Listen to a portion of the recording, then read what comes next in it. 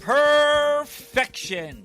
The Florida Panthers repeat. This is NHL Wraparound Stanley Cupdate for Wednesday, June 18th, 2025. Vic and Neil with you, and a lot of partying going on in South Florida on Tuesday evening, and probably carrying well into Wednesday morning. Oh, I'm sure it was, and maybe still is. What a lot of fun for those players on the Florida Panthers and the staff and everybody else. I can only imagine. And really for all the Panther fans. And there's a ton of them now. Do you know Panthers actually purr, which is why I open with perfection? I thought they would. They're cats. I mean, cats purr. Big cats like lions and tigers do not. But panthers, which are a subspecies of pumas, do possess the anatomical structure that allows them to make that sound. So, hence, we are actually correct in saying perfection. And that is certainly what the Panthers were on Tuesday, polishing off this series in 6 games. And does the state of Florida still have a number of Panthers roaming the state wild, as is the reason for the name? I believe they do, and I think the origin of the name came because it was to create awareness that the panther was an endangered species. Well, it's certainly been a great name ever since they started in the league in 1993-94. And now they will be looking to create history in 25-26, looking to become only the 4th franchise to ever win at least 3 Stanley Cups in a row, the others being the Maple Leafs, who did it twice, which is hard to believe since the last final appearance for them was when Lyndon Johnson was president. The Canadiens did it twice, and of course, the last team to do it, the New York Islanders, from 1980 through 1983. And how many franchises have ever gone to 4 straight finals, other than the obvious being the New York Islanders and the Montreal Canadiens twice? It is an absolutely remarkable run, and I think one of the things worth noting right at the head was we had discussed in our preview that the Oilers were going to probably have to win at the Panthers game, playing the pucks in deep, winning 50-50s below the goal line, and playing just a hard game the way the Panthers did. The way Chris Knobloch constantly moved his lineup around from goal between Skinner and Pickard, on defense, Stetcher and Klingberg. And then you had forwards rotating out in Arvidsson, Kapanen, Jeff Skinner. And there was all this movement going around with Edmonton, and Florida never had to change a thing. Paul Maurice didn't have to make a move. They kept their personnel intact. They kept their game intact. And it was pretty much a microcosm of the way this series played out. It was. And, you know, I hesitated to say on the show many days during this 10 days or so that we've been doing the final that the series could have easily been over in 4. But I'm going to say it again now very strongly, that this series could have been over in 4 straight. Because there's overtime wins and comeback wins and things like that for Edmonton. But to me, there was really no comparison between the two teams in this series. The one team, you know, it has the, for lack of better words, LeBron James type character in Connor McDavid and so on, and another one that's close to, you know, another star player in Draisaitl. And they got some other real good players, but they don't have a team. I don't think anybody has a team the way Florida has a team that's just backing each other up, always synchronized, knowing what to do every second, all the time. I mean, yes, did they make mistakes? Of course they did. It's hockey, but not many. And they didn't get beat for pucks, and they didn't get out-muscled, and they weren't second to the party all the time. Edmonton was. And that's something they're going to have to work on as the next season evolves for the Edmonton Oilers. If they're going to win a Stanley Cup during Connor McDavid and Leon Draisaitl's reign in Edmonton, they're going to have to adapt their game and their player personnel more towards being a complete team. And we're going to get into that more towards the end of the show because McDavid is entering his final year of his contract with the Oilers. He will be an unrestricted free agent following the 25-26 season. But in this game, I think one of the things that we were going to look at closely was how would Edmonton come out after a very lethargic Game 5 performance?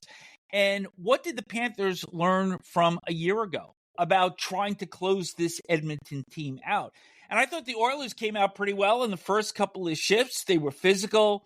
Corey Perry hit Brad Marchand, and then Leon Draisaitl knocked over Nico Mikheyev within the first 70 seconds. And Evander Kane, who moved up from the bottom six into the top six, he had a good scoring chance.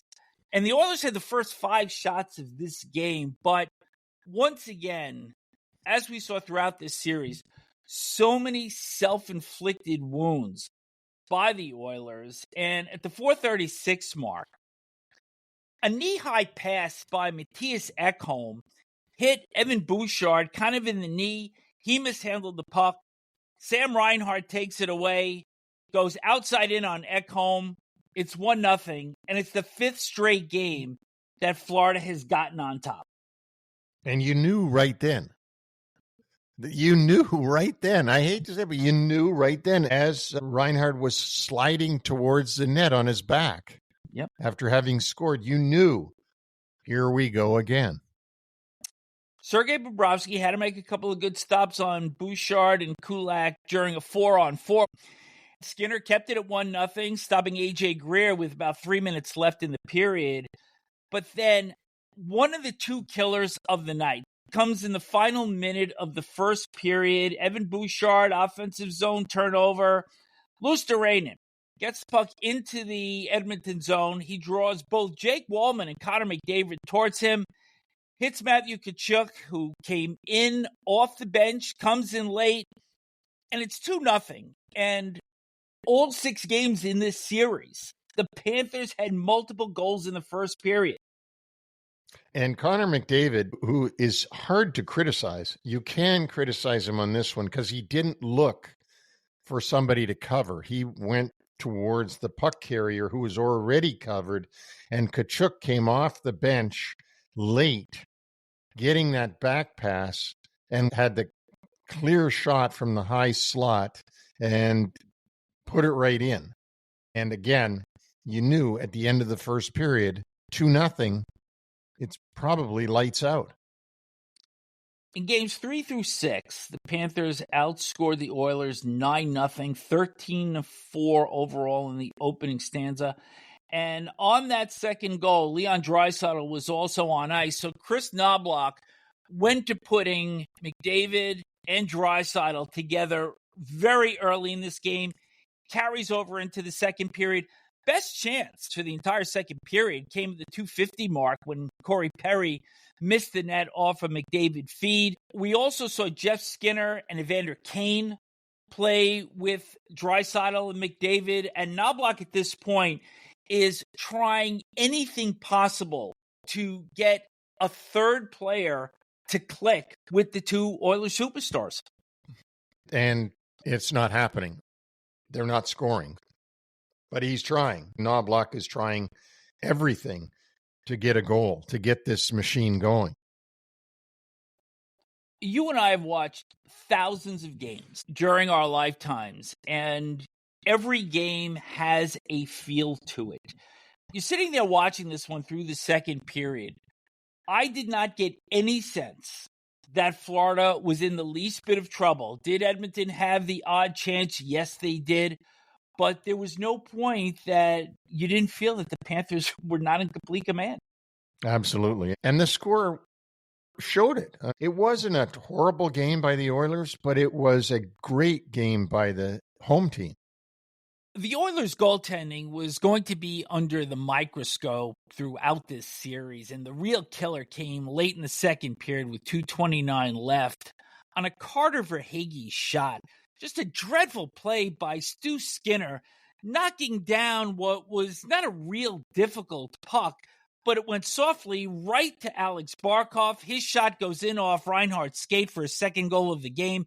It's 3-0. It's lights out. And that is just a brutal goal. Yeah, and I got to ask you, so this time last year, or in the offseason, we had our talk about Stuart Skinner. Yeah. And Edmonton hadn't found their number one goaltender. And you said, Edmonton has Skinner. He took him to Game 7. I said, that doesn't mean they can win with him. They didn't you're win. Going to hang me on this now? Yeah, I'm trying to. I know. So at 3-0, heading to the third period, I think we expect a little bit of a push from the Oilers to start out their last 20 minutes of the season. But you can see the Panthers were selling out, blocking shots. Their attention to defensive detail was absolutely extraordinary. And I often think that, people like to see goal scoring, and that's usually the more appreciated part of the game. But when we saw the display of what the Panthers did in that final 20 minutes last night, it was artistry. It was perfection. It was clinical. It was. And it was, as you said, attention to defensive detail is a very good expression here, because that's what they were doing. They were making sure they got all the details right. And they learned from the early games of this series, you got to clamp it down once you get that lead. And they did clamp it down. Stuart Skinner came out with 7 minutes left. I thought maybe that was a little too soon. And granted, they don't have anything on the board, so why not throw caution to the wind at this point? But I thought maybe they would wait until after that final commercial break. Did you think he came out too early? Yes, I did, because I'm old school and I think everybody comes out too early. I think I'm still of a mind that you wait till there's a minute to go. Now, with a 3-0 lead, maybe at 2 minutes, maybe 2.5 minutes to go. But, as my mother used to say, we know what's going to happen when you pull the goalie. They're going to shoot it into the empty net. Sam Reinhart did just that, completing his hat trick after Skinner came out to make it 4-0. And then, again, Knobloch pulls Skinner right after the last commercial break. Reinhart gets his fourth with 5:05 left. It's 5-0.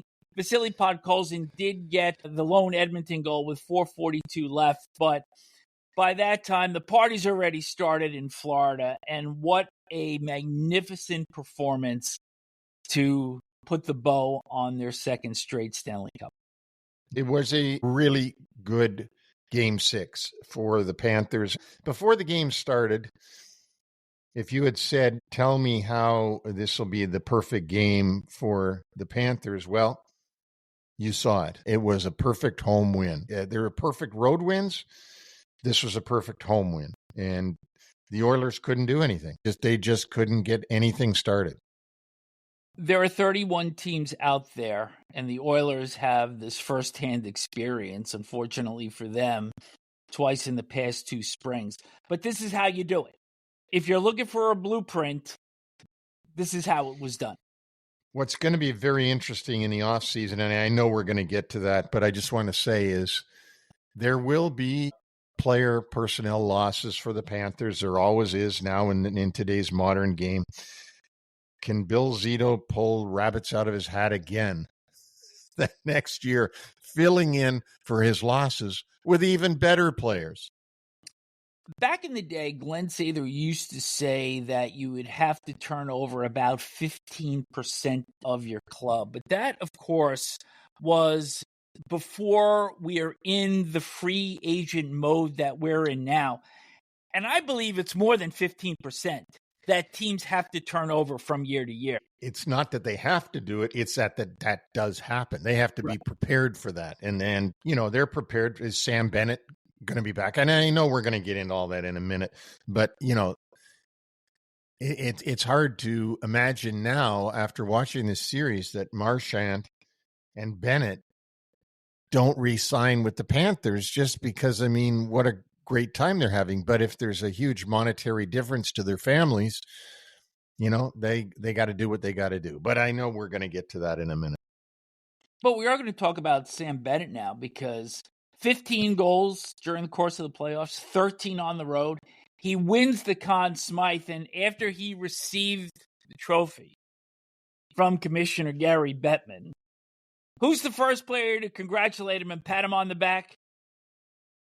Brad Marchand, who Bennett took out for 2 games during the second round last year. So it's quite something the way arch enemies become champions together. Well, they're similar. They're Bobbsey twins, these two guys, right? I mean, they play the same way. Marchand will get you the same way. He made a career out of that. And now Bennett is. So I'm sure that in some ways they admire each other. Maybe Bennett even learned his game from watching Marchand. Who knows? Alex Barkov accepts the cup for the second time. And we have seen over the course of history different things that have been done for the first time. And of course, in 88, it was Wayne Gretzky getting everybody around for the team photo. And you're always wondering, okay, who's the first player that is going to get the cup after the captain raises it and does his lap? And I think everybody was taken by surprise that Nate Schmidt was the first player to receive the cup. And after him, all of the other Panthers that were winning it for the first time. And I thought it was great. It was. And Nate Schmidt was probably the oldest player of the players who hadn't won it. And that's why he got it first. And it was well orchestrated by the players. But it was surprising because usually the captain hands it to the second most senior guy or first most senior guy on the team, who gives it to the third most senior guy. And then, like, the third goalie had it early. Yeah. In fact, I thought that might have been a fan out there with a goalie uniform on. But the third goalie had it early because he had never won. So, it was fun to watch.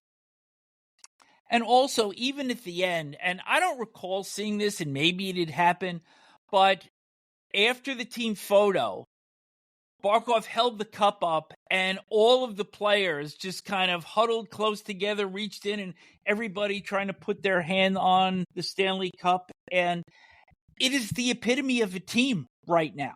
I mean, they are the model franchise of the NHL, both off the ice, in the front office, behind the bench, and it is certainly delivered through the on-ice product. It certainly is. And I got to ask you another thing.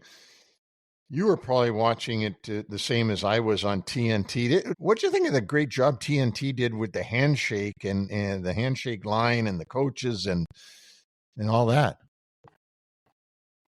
Well, let me start by saying I thought by and large their coverage was good in terms of covering the game. But at the end of the game, using that flyover for the celebration right after the final horn went, or maybe it was a drone, whatever it was, it overshot the mosh pile behind the net, and then it spun around, and it still couldn't focus on the players. I thought that was a disaster. I thought the handshakes were done poorly, to be honest with you, because there were certain things that you were always looking for. We never saw Connor McDavid. We never saw the coaches after the point had been raised by Kenny Albert that Paul Maurice had spoken to Rod Brindamore about whether or not they were going to get in line after the conference final series. We never saw the goalies. The only shot in the handshakes that we saw that was worth noting was Corey Perry and Brad Marchand, the two sandpaper seniors that we mentioned in our preview. And, you got to feel for Corey Perry also. 5 out of the last 6 years, 4 different teams, he has made the final and has come up empty. The other guy that we didn't see in the handshake line? Who? Evander Kane. Yes. And the reason for that? He was in the locker room. Yeah. He never came back out to shake hands. No, for just a mindless couple of slashes on Matthew Tkachuk as the game was winding down. That kind of put an exclamation point on some of the mindless penalties that he took throughout this series. I don't like saying things like this because you can get yourself in trouble. I don't care who the player was that gets a penalty at the end of a game, in a championship game. You come back out on the ice and you shake hands with the opponents because that's just what you do. It doesn't matter how mad you are at the other team. Unless somebody broke your nose or broke your ankle or did something to you, come back out on the ice and you show the respect to the winners. And unfortunately, he didn't do it. Maybe he didn't have his skates still on. Maybe he couldn't get back out there. Who knows? Correct me if I'm wrong. I think there were a lot of people out on that ice that weren't wearing skates. Well, I think you're right about that, Vic. I seem to notice a few people wearing shoes. That's right. That's right. But Kane has always walked somewhat to his own beat, and in this one, just didn't come out. But doesn't detract from what the Panthers have done. And there's just a few other points that I want to discuss with you as we put a wrap on the Stanley Cup final. And the first is Zach Hyman not being available for this series. And of course, I think, when we make predictions at the start of these series, and we certainly knew that Hyman wasn't going to be there, and I, for one, and Craig Button, for another, thought the Oilers would be able to overcome that. But you could see his absence really force Chris Knobloch's hand to try to find that one guy that could play with McDavid, play with Draisaitl, play on the power play, put more jam up front, and that loss just became increasingly evident as this series went on. It was very, very evident. And I'll tell you, the other thing that was very disappointing to everybody that was watching that knows the quality of the player is Mattias Ekholm must be injured. Yeah. Because this was a great acquisition by Kenny Holland from Nashville. He is a really good player. You can notice when he's not in the lineup, but he was dreadful in these last two games. He could not have been at 100%. No.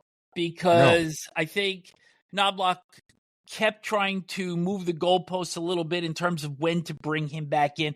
There's no way that he could have been healthy. And of course, now we're going to hear the various ailments that many of the players were going through. In fact, Matthew Tkachuk said it during the postgame that he had a torn adductor and a hernia that he was dealing with. And fortunately, the Panthers were able to keep him out of the lineup from really the end of the Four Nations face-off until the playoffs to give him the requisite time necessary to recover. And he even said that the longer the playoffs went on, the better he was actually feeling. And he might have had his best game in Game 6, where he was very effective and very noticeable. It is still something to see his brother Brady out there celebrating with him, but I think at some point this is going to get old for the younger brother, and that he's going to want his kick at the can pretty soon. I mentioned to Keith Tkachuk when I saw him in Florida, I said, I feel bad for Brady. And he said, don't worry about those guys. They're going to have their chance. Like, he was very confident that with the young players that the Ottawa Senators have, that they'll get their day in the sun. And I'm sure they will. As they say, and I don't know that I like this expression, but it's a matter of time. Well, it's out there now. And it certainly took a little bit of time for Sergei Bobrovsky to earn that $10 million a year contract. Of course, he was in goal when the Columbus Blue Jackets had the monumental upset over the Tampa Bay Lightning in 2019. But his play was really spotty through the first 6 years of that contract. And now the last 3 years, Cup final, back-to-back Cup wins, he has to be looked at as the number one elite goaltender in the NHL and has one more year left on his contract. And all of a sudden, that doesn't look like such a bad deal after all. And all of a sudden, he's a Hall of Famer. Yeah. I mean, there's no doubt he's a Hall of Famer now. And it was only a few short years ago. I remember my friends that live in Florida that are season ticket holders being really pissed off with Bobrovsky when they first got him. Like, he wasn't very good. And if you remember, they had the Lion King, as Keith Tkachuk called him. Lion went in and played well for them at times a couple of years back. It wasn't always Bobrovsky, but it certainly is now. And he is the elite goalie in the league. Of course, we know that the goaltender for Winnipeg, Connor Hellebuck, took the MVP trophy this season and the Vezina trophy for the best goaltender in the league. But the best playoff goaltender, no doubt it's Bobrovsky. Want to finish this up with a final stat on lead time. It was out there last night. It's been in print this morning. We came at you with this after Game 5, but here's how it ends. Total series time, 418 minutes and 52 seconds. Of that, the Panthers led for 61.1%, 255 minutes and 49 seconds. It is a record for the most lead time in a final. Conversely, the Oilers led for 8.1%, 33 minutes and 51 seconds. And that spells it out right there, that if you're chasing the game against a team that is leading that much, you've got no shot. And to circle back to your point earlier, yes, this series could have and should have ended in 4. I mean, I give Edmonton credit for the way they played throughout these playoffs, and they did it. They gave it their best shot against the Panthers, and there was a time when I'm sure they scared the Panthers and probably scared them into playing a lot better. But at the end of the day, I don't think it was close on who was going to win this playoff series. You were the one out of the three of us that did predict Panthers to win, but we'll be getting to that at the end of the show. In the meantime, let's take a look at the timeline for the Panthers, because in 2022, they won the President's Trophy. But then in the second round, they met up with the two-time defending champion Lightning and were absolutely schooled in that round, getting swept. They were outscored 13-3.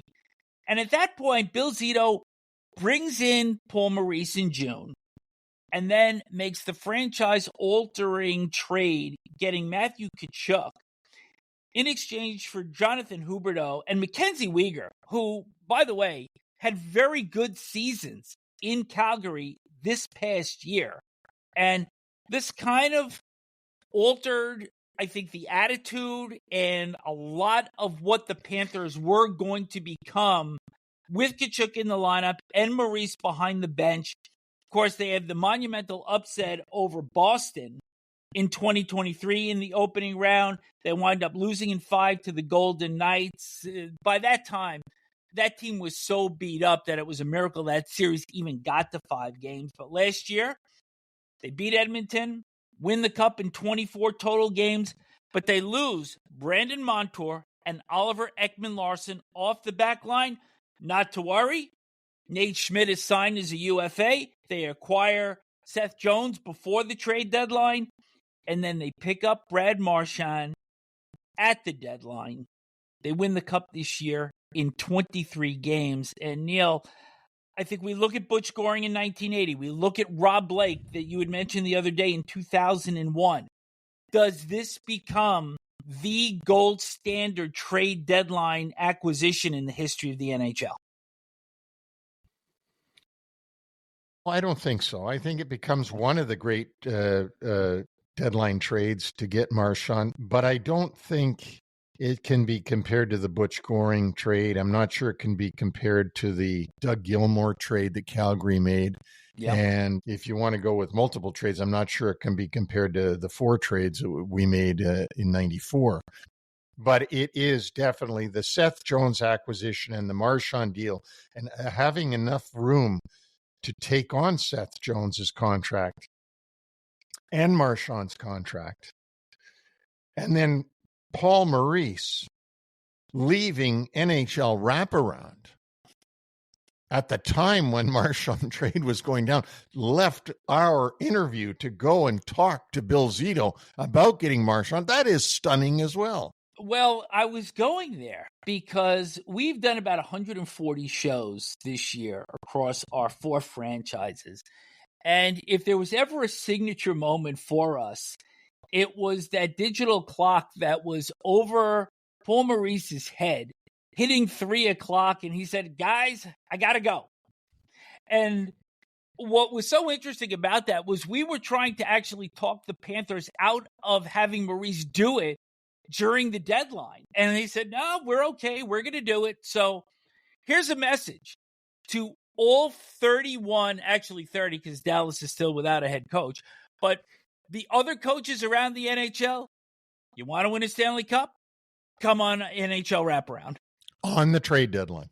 On the trade deadline. So there you have it. So let's spin forward now to 25-26, which really officially opens today. We'll talk Panthers first. They have $19 million in cap space. Their UFAs, Sam Bennett, Brad Marchand, Aaron Ekblad, Thomas Nosek, Nico Sturm, and Nate Schmidt. And I have to think a lot of what Zito is going to do is going to be driven on whether or not Sam Bennett takes a hometown discount and maybe a little bit less so some of these other players can get signed. Yeah, and the one guy he's got to sign is Ekblad, who doesn't want to go anywhere, who's been there his whole career, who came in and won Rookie of the Year as an 18-year-old and a defenseman, which is unbelievable. It's going to be hard to keep these guys. I mean, Bennett obviously is the most important guy on that list. It'd be nice to see Marchand play a full season with them. Nate Schmidt played great in the playoffs. I mean, he was really good for them. And of course, Sturm and Nosek were very important players as well. But he's got his work cut out for him, and they got to do this juggling of the budget and the salary cap. But for now, I'm sure he's saying, I don't even want to think about that. I just want to enjoy right now and enjoy the cup. And along with Colin Campbell's son, Gregory Campbell, who won the Stanley Cup with Brad Marchand on that Boston Bruin team. He's now the assistant GM in Florida. So I'm sure those two guys had some beverages together last night. We've talked about this before. If I give you $100, which I'm not doing, but just pretend. I know that. I am. Well, of course you know that. Does Marchand stay or go? That's a long pause. Stay. Okay. I feel like I'm talking to my little dog. Stay. There's a joke in there somewhere. Sit. When we hit our free agency show in early July, and this will be the one that kind of recaps the activity that has gone on after a few days have passed, we will see whether or not you were right, whether or not Brad Marchand stays with the Florida Panthers. Let's go to the Oilers. They have just under $12 million in cap space. Their UFAs, Corey Perry, Jeff Skinner, Connor Brown, Kasperi Kapanen, and Trent Frederick. Evan Bouchard is an RFA. And really the big gorilla that is going to be hanging over Stan Bowman's head until it gets resolved is McDavid entering the last year of his contract. And this is going to be a real uneasy time for Oiler fans because on the one hand, McDavid's got to figure that I still have unfinished business here. On the other hand, does he believe that he may be better off trying to win somewhere else? Him and his wife are from Toronto, or Ontario. They've got businesses set up in Edmonton, other interests in Edmonton.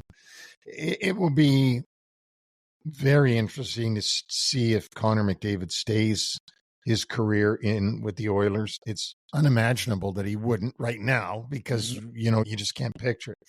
But I want to ask you this.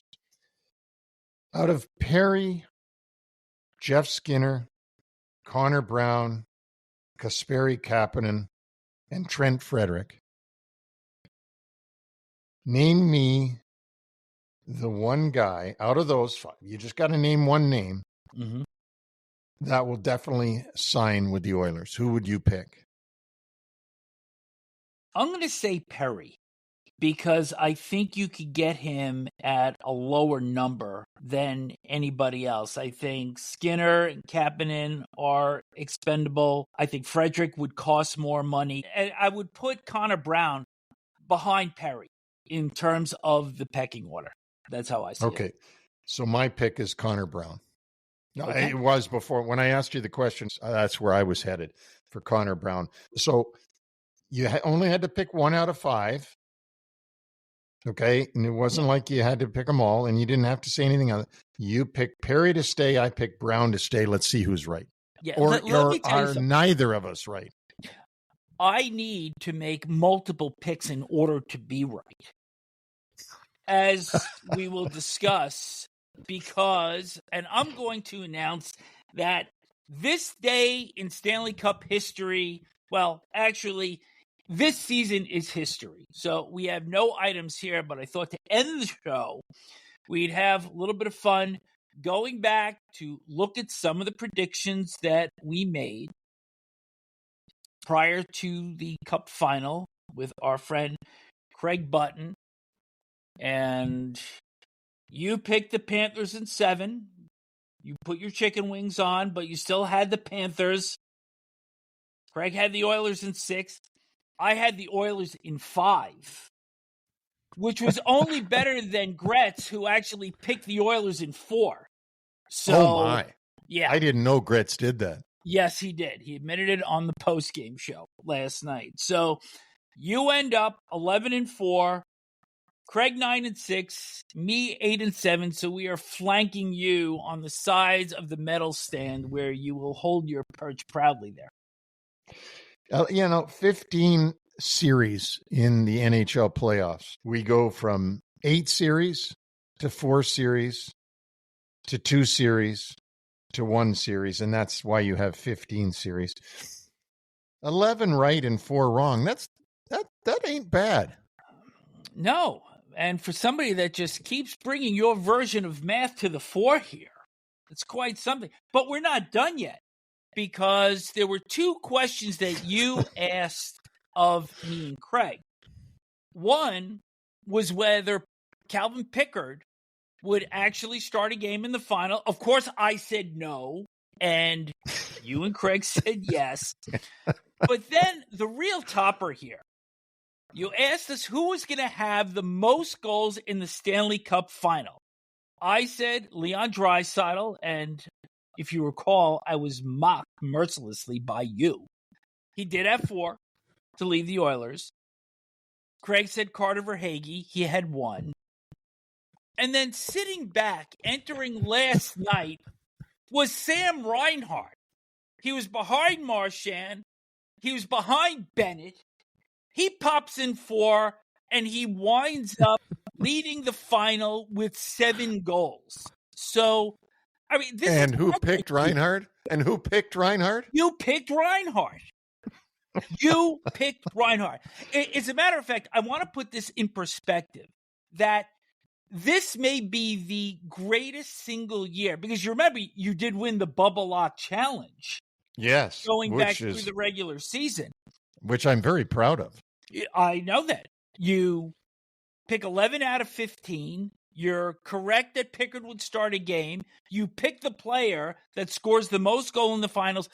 This is the greatest single season since Ken Morrow won Olympic gold and Stanley Cup silver back in 1980. Congratulations. Yeah, and I thank you. I appreciate that. And I do feel very good. I know we're having a parade here in Montebello for me. I'll be on a float along with my dog AJ and little puppy Sammy.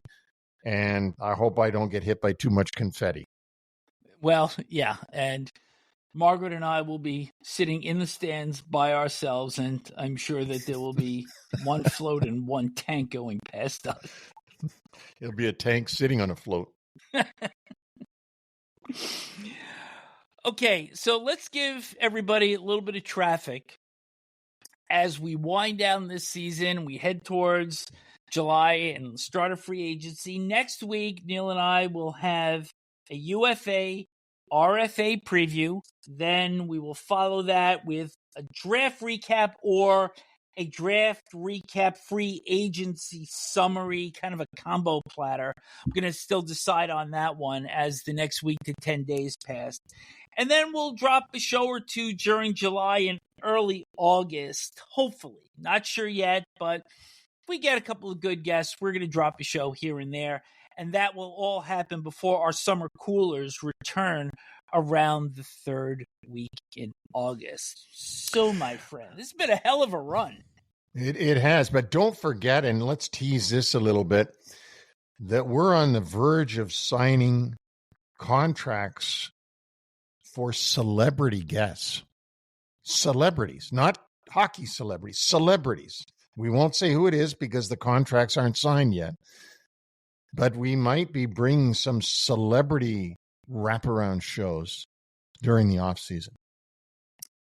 And that will certainly expand our guests, which, as we have said already, is going to include active players for the 25-26 season. So we just continue to evolve, and we are so grateful to our listeners that have been loyal to us during the course of this season. I look back, Neil, at some of the things that we have said going into series, and we don't do a ton of predicting. I mean, we've had a lot of fun with this, but I think our role has been more in terms of things to look out for and things that teams need to do and stay away from in order to be successful. And I believe that we have been out in front of so much stuff this year, and it's a piece of our presentation that I'm really proud of. I want to mention something and then invite our listeners / viewers on NHL Wraparound to get their name mentioned on our show. So we have a loyal listener who was my head coach at Western Michigan University. His name is Bill Neil. He resides on Vancouver Island and religiously listens to our shows. So that's why I'm mentioning his name. Thank you, Bill. And if you want your name mentioned on NHL Wraparound or any of our other shows that we do, all you have to do is send me an email at neil@NHL Wraparound. Tell me your name, tell me where you live, maybe one sentence about yourself, and we will mention you on the next show. Listeners are such an important part to us, as we've mentioned. And if there are things, subjects, areas that you would like to hear us talk about more in the 25-26 season, certainly write to us. Once again, our website is NHLWraparound.com. And Neil and I look forward to speaking with you next week as we look ahead towards free agency on July 1st. Take care, everybody.